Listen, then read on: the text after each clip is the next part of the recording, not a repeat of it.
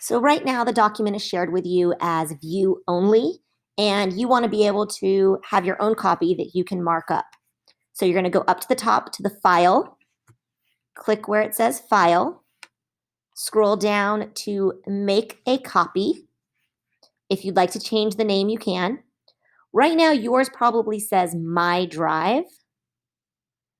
You can use this, so yours probably says, oops, My Drive.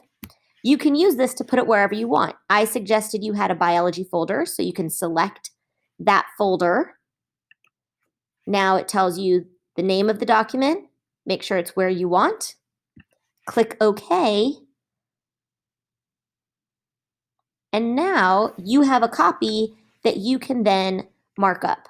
So now you can use that Google Read and Write as soon as it loads to do your highlighting on and markup.